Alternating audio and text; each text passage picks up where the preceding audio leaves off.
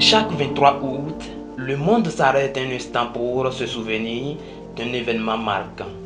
Instituée par l'UNESCO en 1997, la Journée internationale du souvenir de la traite négrière et de son abolition n'a pas été choisie par hasard. Cette date renvoie à la nuit du 22 au 23 août 1791 à Saint-Domingue, aujourd'hui Haïti. Ce soulèvement, parti des plantations, a été l'étincelle d'une révolte qui allait déboucher sur la première abolition de l'esclavage et la naissance du premier État noir indépendant. Un passé dont se souvient encore le monde. L'être humain en tant qu'Africain a été chosifié à travers les biens matériels, les miroirs en son temps. Et on les cédait pour des vils objets. Et l'homme a été chosifié dans ce sens où sa valeur, son droit n'est plus respecté. Et à des moments donnés, ils sont frappés durement et ça laisse des séquelles de part et d'autre. Nous avons eu des images et nous avons aussi eu des réalités, des témoignages des personnes ressources. À travers les histoires, c'est une époque où ils ont maltraité nos aïeux, nos grands-parents. Ils ont subi beaucoup de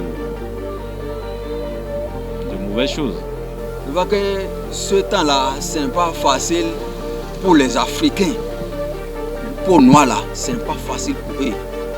Si ils nous apprennent ici pour aller là-bas, ils nous maltraiter, ce n'est pas facile. Ce n'est pas facile.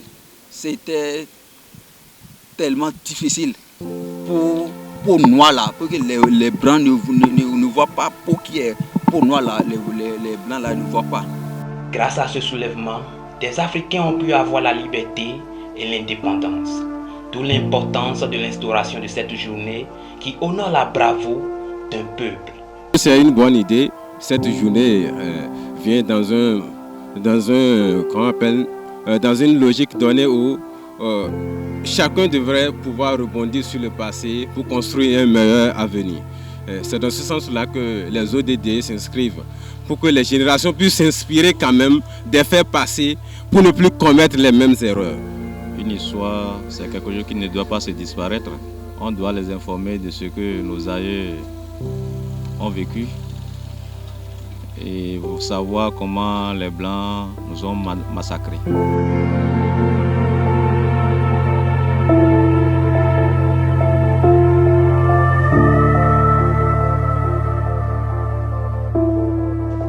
Malgré cette victoire, les souvenirs douloureux demeurent dans la pensée de certains Africains.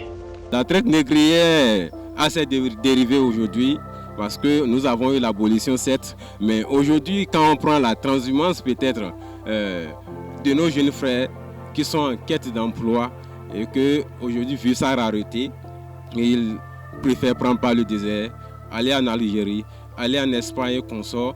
À ce niveau, il y a aussi de ces traites qui subissent et à l'interne de nos communautés également, avec les enfants placés et autres, on voit les traits. En fixant la commémoration à ce jour, l'UNESCO ne célèbre pas seulement la fin d'un commerce infâme qui a déporté plus de 12 millions d'hommes, de femmes et d'enfants.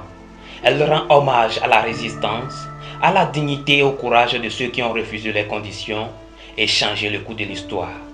Célébrer son abolition, c'est réaffirmer que la liberté, la justice et la dignité humaine ne se négocient pas.